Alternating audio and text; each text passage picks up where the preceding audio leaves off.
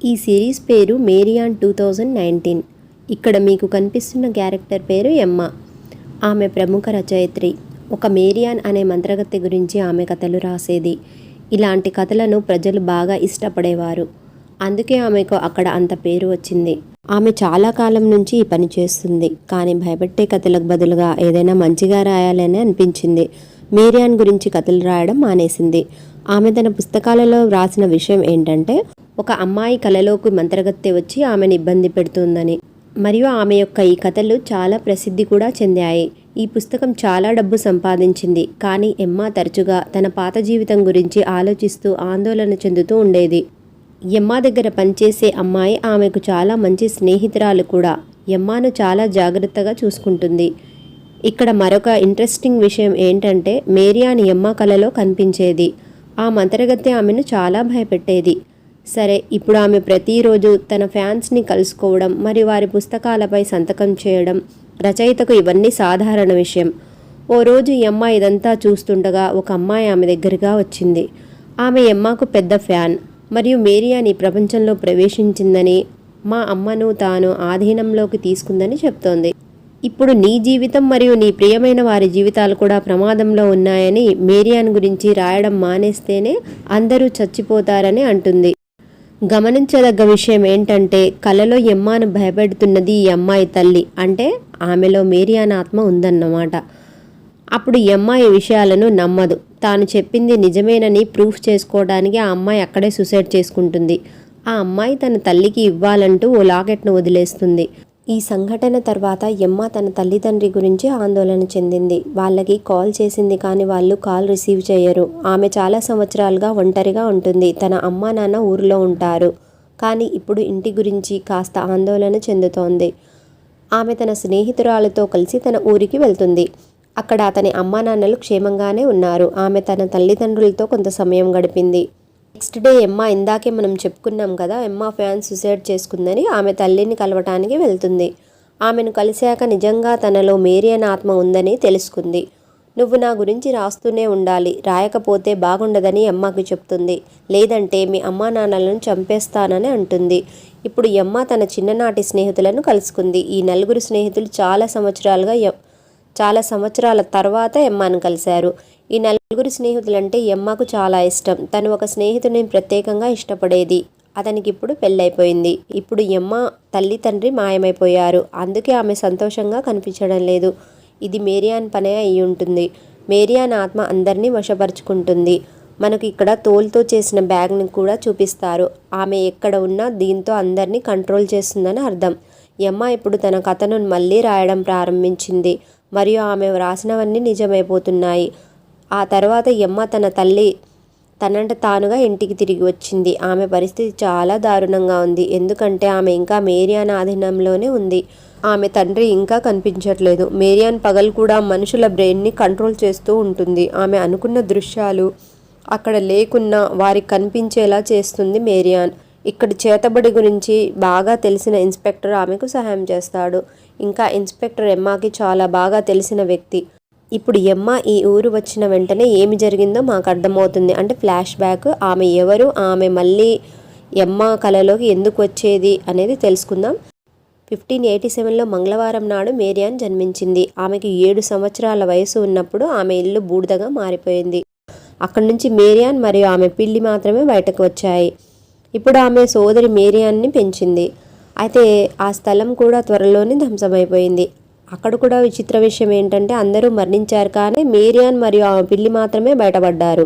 17 సంవత్సరాల వయసులో ఆమెకు వివాహం జరిగింది మరియు ఆమెకు ఒక కుమారుడు జన్మించాడు. కానీ అతను 3 సంవత్సరాల వయసులో ఉన్నప్పుడు మేరియాన్ అతన్ని అగ్నికి దగ్గరగా ఉంచింది. దాని కారణంగా అతను కాలి మరణించాడు. ఆ తర్వాత ఆమెకు మరో 2 పిల్లలు పుట్టారు. అయితే ఒకరోజు వారిని లోతైన అడవికి తీసుకెళ్ళింది. కానీ తిరిగి వచ్చేసరికి తనతో పిల్లలు లేరు. ఆమె ఒంటరిగా ఉంది. అంటే మేరియానే వాళ్ళని కూడా చంపేసి ఉండాలి. తిరిగి వచ్చిన తర్వాత ఆమె చాలా ప్రమాదకరమైన పని చేసింది. ఏంటంటే, దెయ్యం ముందు భర్త గొంతు కోసేసింది. ఆమె అతని సహచరుడైన దెయ్యాన్ని వివాహం చేసుకుంది. అంటే మేరియాన్ బ్లాక్ మ్యాజిక్ వంటి కార్యకలాపాలు చేసేది. తరువాత కొంతమంది పూజారులు మరియు కొంతమంది వ్యక్తులు ఆమెను పట్టుకున్నారు. ఎందుకంటే చాలామంది పెద్దలు మరియు పిల్లలు ఆమె చేత చంపబడ్డారు. అప్పుడు అందరూ శిల్వ గుర్తు ఉన్న క్లాత్ ఆమె ముఖంపై వేసి వేలాడదీశారు. కానీ మేరియాన్ భవిష్యత్తులో నేను వస్తాను, మిమ్మల్ని మరియు మీ పిల్లల్ని ఇబ్బంది పెడతాను, ఎందుకంటే నేను ఎప్పుడు ఖాళీ చేతులతో వెళ్ళను, నేను నాతో ఏదో ఒకటి తీసుకువెళ్తానని చెప్తుంది. దీంతో ఇప్పుడు ఆమెను 15 అడుగుల లోతు భూమిలో పాతిపెట్టారు మరియు ఆమె దెయ్యాన్ని వివాహం చేసుకున్న ఒప్పందాన్ని కూడా పాతిపెట్టారు. పూజారులు ఆమెను దహనం చేయడంలో విఫలమయ్యారు కాబట్టి ఆమెను పాతిపెట్టారు. అంటే వాళ్ళు ఈ పనిని పూర్తిగా చెయ్యలేదు. మేరియాన్ ఆత్మ ఆ సమాధిలో ఉంది. ఆమె సమాధి ఎమ్మా ఇంటి ముందు ఉంది. అందుకే ఎమ్మా చిన్నతనంలో ఒకసారి ఆమె దగ్గరకు వెళ్ళింది. అక్కడ ఒక చిన్న రంధ్రం ఉంది. ఆమె లోపలికి చూసేసరికి వింత స్వరం వినిపించింది. ఆ పాప ద్వారా మేరియాన్ ప్రపంచానికి రావాలనుకుంది. అంటే మేరియానే ఎమ్మాను ఎంపిక చేసుకుంది. ఈ అమ్మాయే తిరిగి ప్రపంచానికి తీసుకువస్తుందని మేరియాన్కి తెలుసు. అప్పటి నుంచి ఎమ్మాకు మేరియాన్ భయంకరమైన కలలు వచ్చేవి. ఆమె చిన్నప్పటి నుండి మేరియాన్ కలలు చూసేది. అందుకే కాస్త పెద్దయ్యాక ఇదంతా తన స్నేహితులకు చెప్పేది. రాత్రిపూట అందరూ కలిసి మేరియాన్ యొక్క ఆత్మను పిలవడానికి మంత్రం వేశారు. కానీ మేరియాన్ ఆత్మ ఎమ్మా లోపలికి వచ్చి అందరినీ భయపెడుతుంది. ఇప్పుడు మేరియాన్ ఆత్మ తను లోపలికి వచ్చినప్పుడు ఆమె ఎమ్మా స్నేహితులకు చెప్పింది, మీరు ఇష్టపడేవారు నా నుండి ప్రమాదంలో ఉన్నారని. ఎమ్మా వింత ప్రవర్తన చూసి ఒక ఫ్రెండ్ చాలా భయపడింది. దాంతో ఆమె ఎమ్మాతో మాట్లాడడం మానేసింది. ఎమ్మా కూడా ఆమెతో మాట్లాడట్లేదు. ఎమ్మా అలిగి ఉన్న ఫ్రెండ్ వాళ్ళ చెల్లెలతో మాట్లాడడానికి స్కూల్కి వెళ్ళింది. దాని ద్వారా ఆమె ఫ్రెండ్తో మాటలు కలపవచ్చని అనుకుంది. ఇంతలో మేరియాన్ వచ్చి తన ఫ్రెండ్ చెల్లెల్ని హత్య చేసింది. ఎమ్మా తన కళ్ళతో ఇదంతా చూసింది కాబట్టి ఈ యాక్సిడెంట్ వల్ల ఆమె భయపడి ఈ విషయాన్ని ఎవ్వరికీ చెప్పలేదు. ఎమ్మా చర్చికి వెళ్ళి ఫాదర్ని కలుస్తుంది.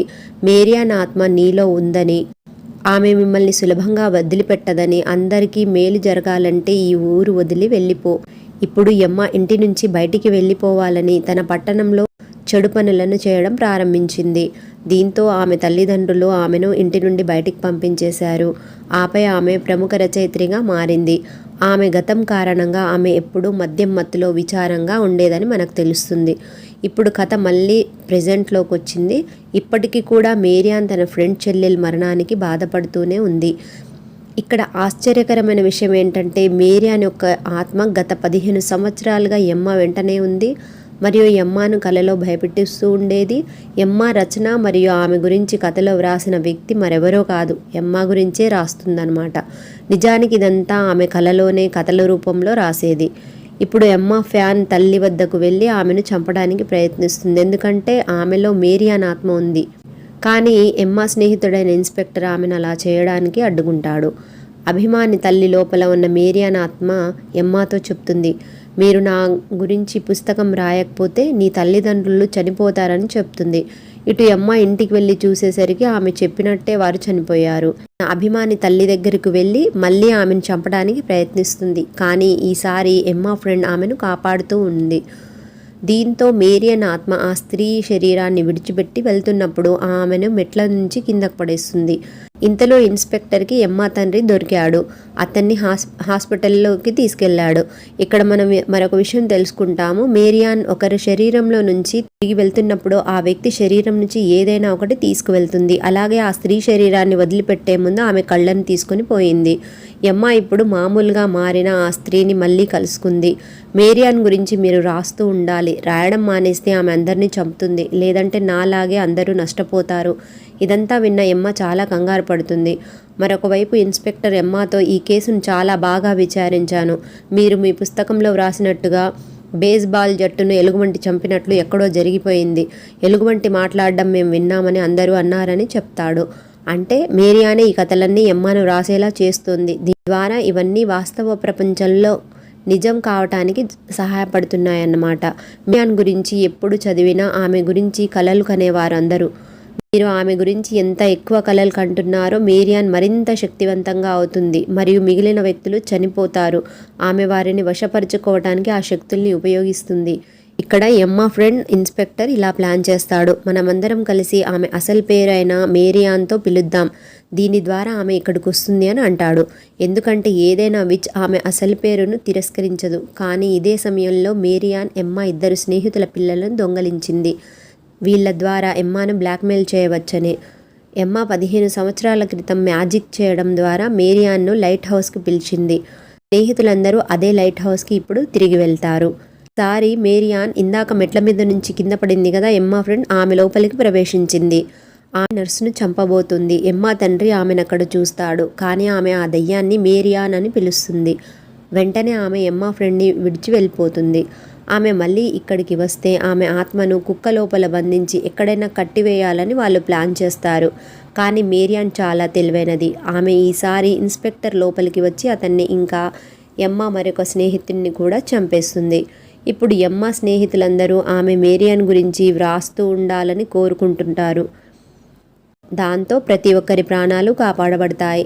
అదే రాత్రి ఎమ్మా తన ఇంట్లో ఉన్నప్పుడు ఆమె ప్రేమించిన మేల్ ఫ్రెండ్ వస్తాడు. మరియు ఆ ఇద్దరు కలిసి ఆ రాత్రి గడుపుతారు. అయితే తెల్లవారుజామున అక్కడ ఎవరూ ఉండరు. అప్పుడు బెల్ మోగుతుంది.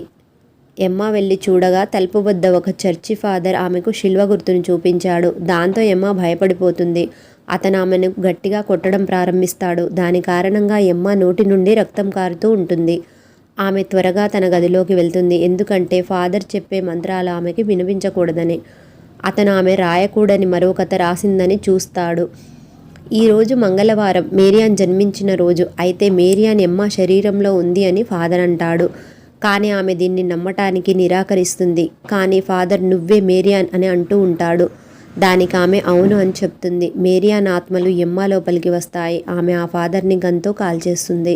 ఇంట్రెస్టింగ్ విషయం ఏంటంటే ఎవరి శరీరంలోనైతే మేరియాన్ ఉంటుందో వాళ్ళు ఈ నిజాన్ని కాదు అనలేరు. ఆ దయ్యం ఆమెను తనతో తీసుకువెళ్ళాలని అనుకుంటుంది. ఆమె తన సమాధి దగ్గరికి తీసుకువెళ్తుంది. ఆమె శవం కొంచెం కూడా పాడవకుండా చాలా అందంగా ఉంటుంది. మేరియాన్ ఎమ్మా ఆత్మను తనతో తీసుకెళ్తుంది. ఇంతలో ఎమ్మా స్నేహితురాలు ఆమెను కాపాడడానికి ఎమ్మా ఇంటికి వస్తుంది. వెంటనే ఒక పవర్ఫుల్ లాకెట్ని ఎమ్మా మెడలో వేస్తుంది ఆమె ప్రాణాలు కాపాడటానికి.